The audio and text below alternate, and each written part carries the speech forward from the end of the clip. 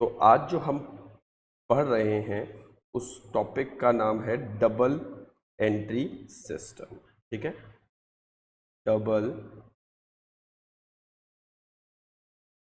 Entry system. Now, what is double entry system? As the name suggests, double entry.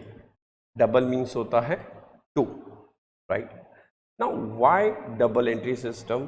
First of all, this system is followed by the Britishers. Now, this system जो कि अब हमारे India में in fact all over the world this system is followed. Clear? So one thing is this system is followed by now in our country also. In our country the system is Mahajani system. Mahajani, it's a Indian system.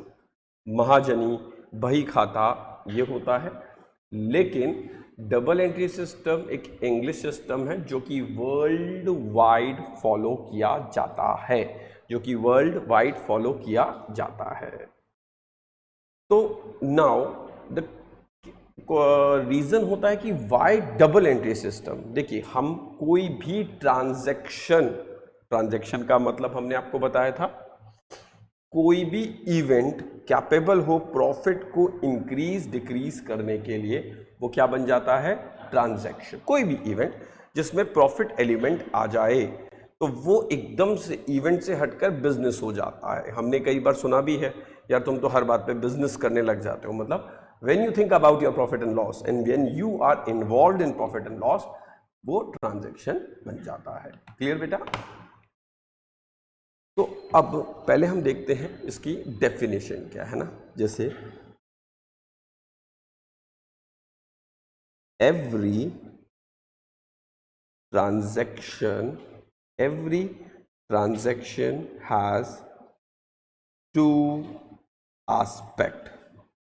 Her transaction के कितने aspect होंगे? दो aspect होंगे। एक aspect होगा money और दूसरा aspect होगा money worth. One aspect is money, second aspect is money worth. Clear? तो दो एस्पेक्ट, यस, जब भी हम कोई ट्रांजैक्शन करते हैं तो उसमें एक एस्पेक्ट नहीं होता, उसमें होते हैं हमेशा दो एस्पेक्ट।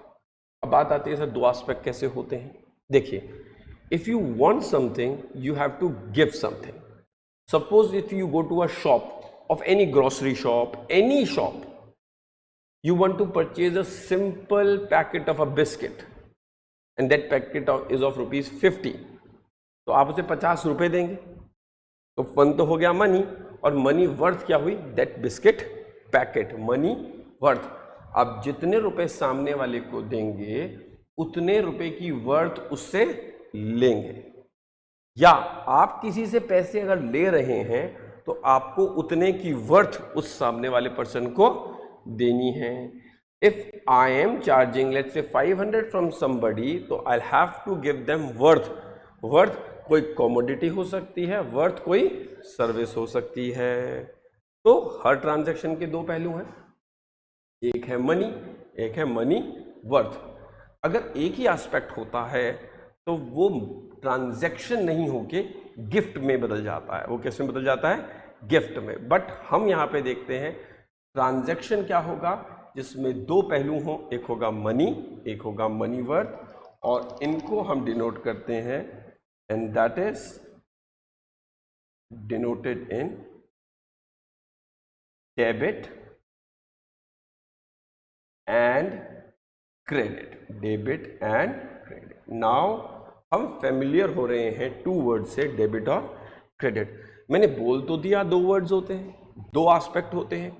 अब that means we need to record both the aspect. Yes, we need to record both the aspect. तो इन दोनों एस्पेक्ट का कोई नाम होगा? हमने कहा हाँ, हम एक एस्पेक्ट को डिनोट करेंगे अब से डेबिट और एक एस्पेक्ट को डिनोट करेंगे with the name of credit. तभी अकाउंटेंसी में आता है ना डेबिट क्रेडिट क्या होता है, क्योंकि अकाउंटेंसी के दो एस्पेक्ट हैं, एक एस्पेक्ट है डेबिट और एक एस्पेक्ट है क्रेडिट। क्यों? एक एस्पेक्ट है मनी और एक एस्पेक्ट है मनी वर्थ। और सिंपल सी बात है, if you want something you have to give something. If I want money I have to give service और a product. If I want a product I need to give some money. तो there are two aspect. Clear? Now what happen, usually अगर आप देखें in our house also we record only one aspect. We record only one aspect. I have noticed many people what they do, they only record, they मतलब क्या आया, आज ये खरीदा, आज ये खरीदा, आज ये खरीदा.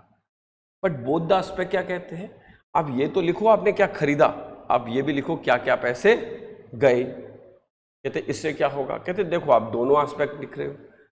आपके पास सामान आया है लेट्स से 2500 रुपीज का, तो जब आप कैश एस्पेक्ट लिख रहे हो तो कितना रुपये जाना चाहिए, 2500, राइट. बट इन दोनों में डिफरेंस आ रहा है. आपका कैश कह रहा है वो गया है 2700 और आपके पास गुड्स कितने क्या आए हैं 2500. तो that means there is some problem of 200 rupees. या तो आप किसी को ज्यादा दे के आए हो, या आपसे गिर गए हैं, या कोई प्रॉब्लम तो हुई है 200 रुपए की. तो हम दोनों एस्पेक्ट लिखते हैं. हम क्या लिखते हैं, दोनों एस्पेक्ट. या हम कोई गलती कर रहे हैं, फिर अचानक से आपको याद आया नहीं नहीं नहीं वो एक पर्सन है उनको हम 200 रुपये दे के आए हैं एज अ एडवांस, वो कुछ लेके आना था. नाउ मैच किया. तो हमने कई बार सुना होगा हमारे घर पे हिसाब मिलाना. हम हिसाब मिला लें, कैश मिला लें. हिसाब मिलाना मीन्स डेबिट और क्रेडिट को मिलाना कि भाई इतने पैसे गए तो इतने का गुड्स या इतने का सामान आया. अगर ये जैसे ही अकाउंट में दोनों एस्पेक्ट मिसमैच होंगे तो that is a sign of कहीं ना कहीं कुछ प्रॉब्लम है, राइट. कहीं ना कहीं कुछ प्रॉब्लम है. दोनों एस्पेक्ट हमेशा क्या होने चाहिए, मैच होने चाहिए, ताकि आप हिसाब में अपनी गड़बड़ी फटाफट पकड़ सकें, कोई गलती तो नहीं है. और सपोज लेट्स से मैंने सामान परचेज किया है 2000 रुपये का, मेरे कैश गया है 1500 रुपये. तो ये क्लियरली इंडिकेशन है कि 500 रुपये का मैंने उधार में सामान लिया है, इसका मतलब, राइट. 500 का सामान किस में है, उधार में है. अब क्वेश्चन उठता है क्या डेबिट और क्या क्रेडिट, ये कैसे पता चलेगा. दो एस्पेक्ट है, एक एस्पेक्ट है डेबिट, एक एस्पेक्ट है क्रेडिट. ये तो हमने फर्स्ट पार्ट पढ़ लिया. अब हम सेकंड पार्ट की तरफ चल रहे हैं. अब हमें ये जानना है कौन सा एस्पेक्ट डेबिट और कौन सा aspect credit. This is your accountancy. और ये एस्पेक्ट हमें अच्छे से आ गया तो हमारी अकाउंट्स बहुत नहीं बहुत बेहतर होगी. This is the most important aspect in our class. Now how, देखिए, let me move on this thing. हम हमारे अकाउंट में किसी भी चीज को दो पार्ट में बांटते हैं. एक होता है पर्सनल, एक क्या होता है, पर्सनल, और एक होता है इम्पर्सनल. पर्सनल को मैं बोलूं लिविंग बीइंग, इम्पर्सनल का मतलब मैं बोल सकता हूं नॉन लिविंग थिंग्स. मतलब हमारे अकाउंट्स में दो चीजें हो सकती हैं. क्या, एक पर्सनल और एक इम्पर्सनल, मतलब living being and non living being. ठीक है, थिंग्स होंगी. आप व्यक्ति से भी डील करेंगे और सामान से भी डील करेंगे. यानी मैं लेट्स से फर्नीचर खरीद रहा हूं तो नॉन लिविंग थिंग है. लेट्स से मैं शुभम से खरीद रहा हूं तो वो लिविंग बीइंग है, राइट. तो सबसे पहले हम पर्सन पे जाते हैं कि पर्सनल पे डेबिट और क्रेडिट कैसे डील किया जाता है. Very very important topic. चाहे आप MBA करें, चाहे CA के फाइनल में भी करेंगे ना, पहुंच जाएंगे एंड तक, उसके बाद भी आएंगे तो ये टॉपिक यूज आएगा. इनके बिना अकाउंटेंसी नहीं हो सकती. क्लियर. बेसिक से main basic of the account, fundamental. ठीक है, आइए. तो पहले मैं पर्सनल पे गया. हमने पर्सनल को 3 पार्ट्स में बांट दिया. किस में बांटा, 3 पार्ट में. अब वो 3 पार्ट कौन से हैं, आइए. पहला पार्ट है, अपन देखेंगे. पहला पार्ट नेचुरल पर्सन. कौन सा पर्सन, नेचुरल पर्सन. आप सबने सुना होगा नेचुरल पर्सन. नहीं सुना तो मैं बताता हूं. नेचुरल मतलब we all are natural person. We all are means Dishika is a natural person, Vedant is a natural person, any name, any living being is a natural person, right. Let's say मैं कुछ example लिखता हूँ, तन्मय हो गए, या फिर हमने बोला दिशिका हो गई, दे ऑल आर, शुभम हो गया, they all are natural person, right. फिर आता है नेचुरल पर्सन के बाद बोलूं तो क्या क्या आ सकता है, there is a artificial person. अब आप कहेंगे artificial person, yes there will be an artificial person. Artificial person क्या होगा, आइए, आर्टिफिशियल पर्सन होगा like name of the business. जब हम कोई बिजनेस खोलते हैं तो क्या हम उसका नाम अलग रखते हैं या सेम ही होता है? नहीं, हम उसका नाम रखते हैं, राइट। हमारे नाम से क्यों नहीं करते, हम उसको नाम देते हैं। जैसे suppose I am teaching you, I have a institute, my name of my institute is innovation point. तो innovation point is an artificial person, means this is created by me, ultimately you are dealing with me. ऐसे ही हम किसी shop पे जाते हैं, like लिखा है Sharma brother, Shagun traders, like अगर हम जान पहचान वाले नाम रखें, like Airtel is there, like Jio is there, like Maruti is there, Reliance is there, number of companies. So what is this? This is the name of the business. So these are the artificial person. Why artificial person? Ultimately, this name is created by the person. That means you are dealing with the person, but artificial. This person is artificially created. उसको एक नाम दे दिया गया है, but you have to deal with a natural person only. ठीक है? फिर इसके बाद हम आगे गए तो कहते हैं इसके बाद और कौन सा पर्सन हो सकता है? इसके बाद आता है रिप्रेजेंटेटिव।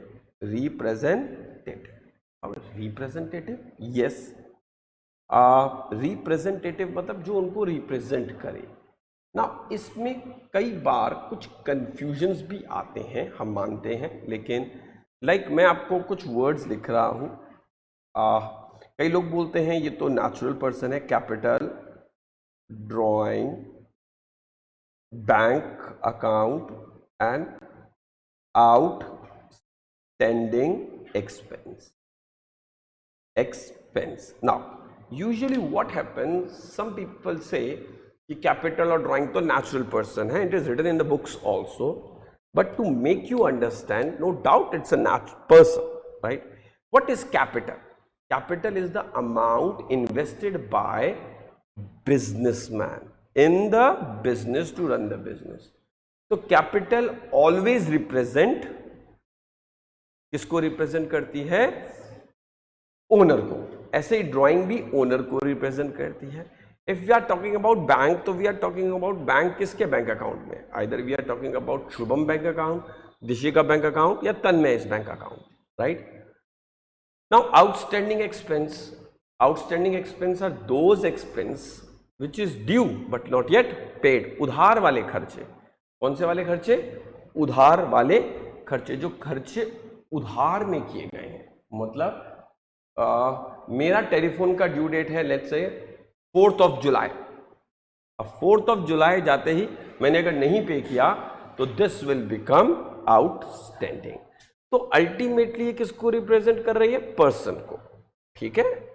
तो पर्सन मतलब दीज ऑल आर पर्सन ही है। ये कोई अब कोई अगर मैं बात करूं एयरटेल है तो एयरटेल भी पर्सन ही है, बट रिप्रेजेंटेटिव पर्सन बना दिया गया है। कोई समान नहीं है। एयरटेल को आप देखेंगे कुछ आपको नजर नहीं आएगा, एक कंपनी का नाम है जिसमें लोग प्रॉफिट कमा रहे हैं। क्लियर? तो इसका रूल क्या है अब हम ये देख रहे हैं। आइए, इसका रूल है debit the receiver, credit the giver. Debit the receiver, credit the giver, right. Debit the receiver, credit the giver. What does it mean? If we are talking about person, तो रिसीवर जो होंगे वो debit side में लिखे जाएंगे और जो giver होंगे वो कौन साइड में लिखे जाएंगे? क्रेडिट साइड में। How? So simple. Now let's take a name of anybody, ठीक है। हमने लिया जैसे नेम अनिल का, हमने एक नेम लिया अनिल। हमने अनिल को सामान दिया या हमने अनिल को गुड्स दिए, तो ही इज अ रिसीवर और a giver, is a receiver, तो वो किस में आ जाएगा, डेबिट साइड में, राइट। अब अगर हम सपोज बात करें कि अजय से मैंने सामान खरीदा, अब अजय रिसीवर है गिवर है, अजय गिवर है, तो वो किस तरफ आ जाएगा, क्रेडिट साइड। देखिए आपके बिजनेस में बहुत सारे लिविंग बीइंग आएंगे, या तो वो कुछ रिसीव करके जाएंगे या आपको कुछ दे के जाएंगे। अगर वो पर्सन आपके हिसाब से रिसीवर है तो आप उसको डेबिट साइड में जाके रख देंगे, अगर वो आपके हिसाब से गिवर है तो आप उसको क्रेडिट साइड में लेके रख जाएंगे। जैसे let's say cash paid to Vedant, cash paid to Vedant, तो हमारे सामने एक मीम आया वेदांत। अब वेदांत को हमने देखना होगा कि ये रिसीवर है या गिवर है। कैश पेड टू वेदांत, मैंने कैश दिया है वेदांत को, वेदांत क्या हुआ, रिसीवर, क्या हुआ, रिसीवर, तो ये डेबिट साइड में जाएगा, right. Now cash received from Shubham, तो now if I am asking you about Shubham, भाई शुभम रिसीवर है गिवर है, आपने कहा कैश रिसीव फ्रॉम शुभम है, तो शुभम तो गिवर है, शुभम अगर गिवर है तो शुभम कौन से साइड में चला जाएगा, क्रेडिट साइड में। ऐसे ही अकाउंट्स बिजनेस में बहुत सारे पर्सन आएंगे, इट्स नॉट अबाउट कि सर वो पर्सन क्या है, ये पर्सन, आप जिस ट्रांजैक्शन में डील कर रहे हैं उस ट्रांजैक्शन में अगर किसी पर्सन का नाम आ गया है और आपको ये देखना है उस पर्सन को मैं डेबिट में लिखूं या क्रेडिट में, तो आप क्या देखोगे, वो रिसीवर है या गिवर है। अगर वो रिसीवर है, अगर वो रिसीवर है तो कहां चला जाएगा, डेबिट में, और अगर वो गिवर है तो कहां चला जाएगा, क्रेडिट में। अब बात कर रहे हैं हम इम्पर्सनल, किसकी बात कर रहे हैं हम, इम्पर्सनल। तो इम्पर्सनल की अगर मैं बात करूं, let me draw a line, ठीक है। Impersonal, impersonal is further divided into two part, one is real, one is real, second is nominal, second is nominal. अब आप कहोगे रियल और नॉमिनल, रियल, रियल मतलब जो रियल में एग्जिस्ट करता है, जिसको आपने एसेट्स भी सुना है। एसेट्स मतलब प्रॉपर्टी और एनीथिंग जिसके आप मालिक हो, जिसकी कोई वैल्यू हो और जो आपको बेनिफिट दे फ्यूचर में भी। Benefit doesn't mean profit only, profit तो लास्ट आउटकम होता है, पर बेनिफिट तो तभी आएगा इससे अब जो आपको बेनिफिट दे। तो यानी ऑल द असेट्स आ जाएंगी, चाहे टेंजिबल हो, चाहे वो इनटेंजिबल हो, चाहे नॉन करंट हो, चाहे करंट हो, जैसे। तो कहते हैं ठीक है, तो इसका रूल क्या है, इसका रूल है debit what comes in, credit what goes out. Debit what comes in, credit what goes out. Debit जो आता है, क्रेडिट जो जाता है। Agree, debit what comes in, credit what goes out. अब हम आते हैं, कहते ठीक है साहब, debit what comes in, credit what goes out. इसका मतलब कि देखो, इसका मतलब है इफ यू आर, देखिए लिविंग बीइंग तो रिसीवर गिवर होता है और नॉन लिविंग थिंग आती जाती है, तो लाइन ऐसे ही बदली, राइट। अब सपोज करो if we are talking about furniture, if we are talking about furniture, furniture क्या है, नॉन लिविंग थिंग, तो वो रियल में आई, वो किस में आई, रियल में। मैंने फर्नीचर खरीदा, तो फर्नीचर आ रहा है जा रहा है, आ रहा है, तो I will put my furniture on debit side. मैंने फर्नीचर बेचा, तो वो हुआ मेरा क्रेडिट साइड, क्योंकि फर्नीचर जा रहा है। एनीथिंग जो जो आपने परचेज की है वो आएंगी, तो वो किस तरफ होंगी, डेबिट, और जो जो गई हैं वो किस तरफ होंगी, क्रेडिट। तो सबसे पहले तो आपको ये पता होना चाहिए कि ये असेट्स है या नहीं है। वो तीन चीजें हैं, आपकी प्रॉपर्टी जिसके आप मालिक हो, बेनिफिट देनी चाहिए और जिसकी कोई वैल्यू होनी चाहिए। अगर उसने वो डेफिनेशन क्लियर कर ली तो आपकी असेट्स हो गई, और आ रही है तो डेबिट, जा रही है तो क्रेडिट। तो इसका मतलब एक चीज तो क्लियर हुई, आपके पास जो जो सामान है या मेरे पास जो जो सामान है यहाँ लगा हुआ है वो डेबिट है। क्यों, वो आया हुआ है, राइट, क्योंकि मेरे पास है, वो आया हुआ है। आपके पास, आपके घर में, आपके फैक्ट्री में, आपके बिजनेस में जो जो सामान पड़ा है वो डेबिट साइड में पड़ा है, क्योंकि वो आप रिसीव कर चुके हो। जैसे ही आप उन्हें बेचोगे तो आपको उनको कौन सी साइड में रखना होगा? क्रेडिट साइड में। अब क्या होगा, जैसे अगर हम सिंपल बात करते हैं, एक आदमी ने फर्नीचर परचेज किया 10 लाख का, तो डेबिट हो गया। अब उसने 2 लाख का फर्नीचर बेच दिया, तो 2 लाख का फर्नीचर क्या हो जाएगा? क्रेडिट। तो अब कोई भी इंसान देख के समझ सकता है 10 लाख का डेबिट में है, 2 लाख का क्रेडिट में है, तो इसका मतलब 8 लाख का फर्नीचर इनके पास पड़ा है। क्यों? 10 लाख का आया है और 2 लाख का गया है। 8 लाख का उसको फिजिकल देखने की जरूरत ही नहीं है, 8 लाख का होना चाहिए। तो ही can check now, show me 8 lakh का कहां पड़ा है। अगर 8 लाख का पड़ा है फर्नीचर तो सब सही है, नहीं पड़ा है तो कहीं ना कहीं अकाउंटिंग में मिस्टेक हो रही है, या तो रिकॉर्ड नहीं हो रहा है या कोई फर्नीचर गायब हुआ है। सिंपल मींस आप रिसीव साइड भी कर रहे हो और रिकॉर्ड साइड भी। अगर आप उसको एक ही तरफ करोगे तो आपको समझ नहीं आएगी। जिसको अकाउंट्स आती है वो कहेगा डेबिट रिसीवर, व्हाट कम्स इन हुई है क्रेडिट, व्हाट गोज आउट। ऐसे मान लीजिए आप गुड्स मतलब इन विच वी डील, आपने आज 20 लाख रुपए का गुड्स खरीदा हुआ है, अब तक डेबिट में पड़ा है, और आपने जो गुड्स बेचा है वो बेचा है 15 लाख का, यानी क्रेडिट में है। क्यों? जब हम गुड्स बेचते हैं तो गुड्स जाते हैं गोज आउट, खरीदते हैं तो आते हैं कम्स इन, राइट। नाउ जिनको अकाउंट्स आती है वो हिसाब उनके लिए इतना आसान होता है, डेबिट साइड को देखते हैं 10 लाख, क्रेडिट साइड को टोटल कर लेते हैं 15 लाख 5 लाख का फर्नीचर होना चाहिए। Now he can physically verify, दिखाओ 5 लाख का, अचानक से फिजिकली वेरीफाई, जिसको इसको बोलते हैं ऑडिट करना है, चेक करना। अब आपने चेक किया तो 5 लाख का निकलना चाहिए, अगर नहीं निकलता 5 लाख का तो 2 possibility, error. What is error? कि या तो आपने कोई ट्रांजैक्शन लिखना भूल गए, फिर एकदम से याद है अरे वो सर कल 1 लाख का गुड्स बिका था ना, अभी तक रिकॉर्ड नहीं किया, या फिर there is some fraud is there, किसी ने कुछ चुराया है। तो रियल हो गया, debit what comes in, credit what goes out. अब चलते हैं नॉमिनल पे। नॉमिनल में ये समझने वाली चीज है नॉमिनल, लेकिन नॉमिनल में 2 पार्ट आएंगे। अब आप कहेंगे 2 पार्ट नॉमिनल में, हाँ रूल तो एक ही है, पर नॉमिनल में अब क्या आता है, पर्सन आ गया, नॉन लिविंग थिंग आ गई, और भी कुछ नॉन लिविंग थिंग है लाइक एक्सपेंस और इनकम। अब एक्सपेंस प्रॉपर्टी नहीं है, जैसे मैं आपको पहले डिफरेंस बता देता हूं एक्सपेंस और एक्सपेंडिचर। एक बार देखो, if I purchase mobile is an expenditure, I am getting mobile, debit what comes इन। अगर मैं मोबाइल का बिल दूं तो that is an expense, I don't get anything, I am getting a services, I can use that mobile. If I purchase car is an assets, but if I pay petrol bill or repair bill, that is an expense, I don't get anything, that is necessary for the services.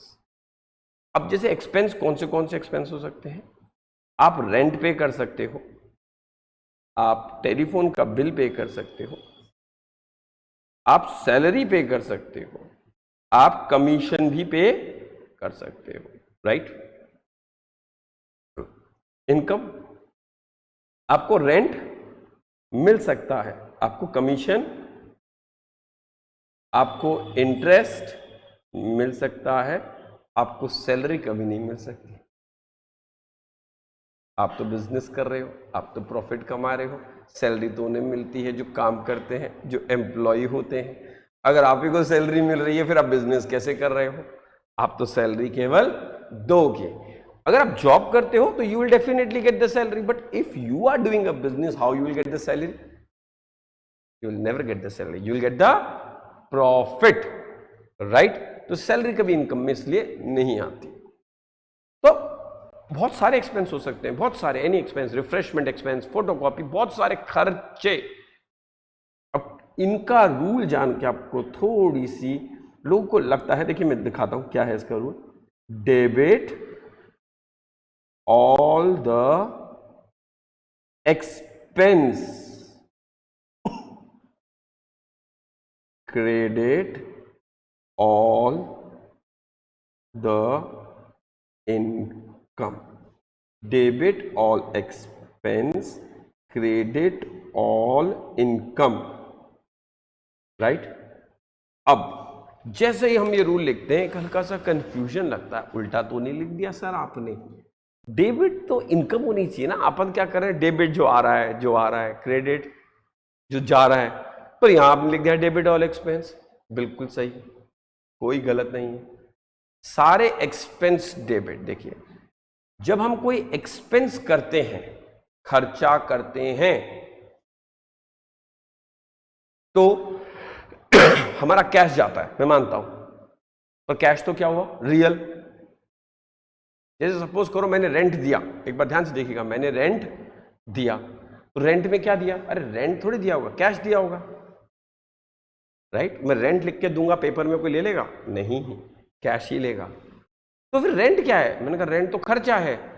Rent जब आप कोई खर्चा करते हैं, उस खर्चे के बदले कोई सर्विस तो लेते होंगे ना आप, या ऐसे ही दे देते हैं, वो सर्विस है जो मिल रही है। अब आपको सामान नहीं मिल रहा, क्या मिल रहा है, सर्विस।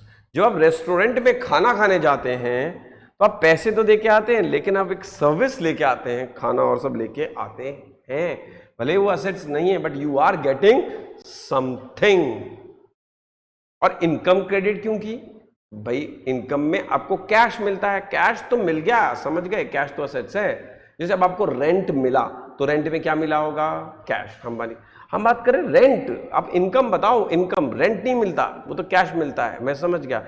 जैसे मैं फर्नीचर परचेज करता हूं, फर्नीचर तो आएगा और कैश जाएगा, है ना। ऐसे ही अगर अपन फर्नीचर परचेज करते हैं तो हम दो चीजें क्या क्या आती हैं, एक तो मनी और एक मनी वर्थ, फर्नीचर और कैश। फर्नीचर आएगा, कैश जाएगा। ऐसे ही मैं कोई खर्चा करता हूं तो वही कैश तो जाएगा। अब खर्चे में वो सर्विसेज हमारे पास आते हैं, इनकम। जब मैं इनकम कमाता हूं, कैश तो आता है, पर मेरी सर्विसेज जाती हैं। जैसे मेरे को रेंट मिला तो कैश तो मिला, लेकिन मैंने भी तो कैश के बदले में कुछ दिया होगा। दो एस्पेक्ट है ना, वन एस्पेक्ट मनी और सेकंड इज मनी वर्थ। मैंने क्या दिया होगा, मेरा रेंट, मेरा घर यूज करने के लिए उनको दिया, मेरी प्रॉपर्टी उनको यूज करने के लिए दी, right. whatever the fees I'll get from you, that will be an income for me, agree। तो इनकम तो कैश है गया एक तो, और इनकम क्या हुई, the services I have to give you, मेरे को क्या देनी होगी, ये services. That why credit all the income, debit all the expense. You need to understand one thing, every transaction is a two aspect, एक चीज आएगी तो एक चीज जाएगी। डेबिट अगर कम्स इन है तो क्रेडिट क्या है, गोज आउट। और हर ट्रांजैक्शन में एक एस्पेक्ट डेबिट होगा तो एक एस्पेक्ट क्रेडिट होगा ही होगा। जैसे मैंने कहा कोई मैं प्रोडक्ट खरीद के लाया, मैं लेट्स से कोई सामान खरीद के लाया, मैं कोई लेट्स से मैं कार खरीद के लाया, तो कार आई, कैश गया, दो चीजें थी। आप दुकान पे गए, बिस्किट का पैकेट खरीद के लाए, बिस्किट का पैकेट आया, कैश गया। अब ऐसे ही सपोज आपने एसी की सर्विस कराई, अभी एसी की सर्विस तो एक्सपेंस हुआ और कैश गया, कैश तो गया, सर्विस आई, तो ये एक्सपेंस हो गया ना एसी की सर्विस, तो ये क्या हो गया, एक तरह से डेबिट हो गया। आपने किसी एम्प्लॉय को सैलरी पे करी, तो सैलरी में क्या पे किया होगा, कैश। तो ये सैलरी क्या है, वो जो आपको सर्विसेज दे रहा है। तो सारे रूल एक जैसे ही हैं, एक तरह से देखा जाए सारे रूल एक जैसे ही हैं, लेकिन उनको समझने की जरूरत है। इसको अगर हम कोशिश करें बेटा नट शेल में लिखने की, नट शेल में मतलब हम इसको ऐसे लिखें, मैंने आपको तीन चीजें पढ़ाई, एक क्या पढ़ाया, पर्सनल, एक आपको क्या पढ़ाया बेटा, रियल, और एक आपको क्या पढ़ाया, नॉमिनल। पर्सनल लिविंग बीइंग्स और लिविंग बीइंग्स से related, real non living thing asset से रिलेटेड, प्रॉपर्टी से रिलेटेड यानी, और नॉमिनल खर्चे और इनकम से रिलेटेड। खर्चों में सर्विस ही मिलती है ना, क्योंकि बिजनेस में केवल आपको सामान मिले जरूरी नहीं है, कई बार आपको सर्विसेज भी मिल जाती है ना, लेनी पड़ती हैं। अब यहां ऊपर गया मैंने, ऊपर मैंने लिख दिया भैया दो साइड होती हैं, एक साइड क्या होती है, डेबिट, और एक क्या साइड होती है, क्रेडिट। फिर हमने कहा हम इसको इस तरह से लिखते हैं, पर्सनल में डेबिट का मतलब क्या होगा और इसका मतलब क्या होगा, इस क्या होगा, कम्स इन, और इसका मतलब इस नॉमिनल में एक्सपेंस और इसमें इनकम, राइट। एक मिनट, ओके, पर्सनल, ठीक है। तो रिसीवर गिवर हो गए आपने, एंड पर्सन में पर्सन आ गए, रियल में प्रॉपर्टी आ गई और नॉमिनल में एक्सपेंस आ गए।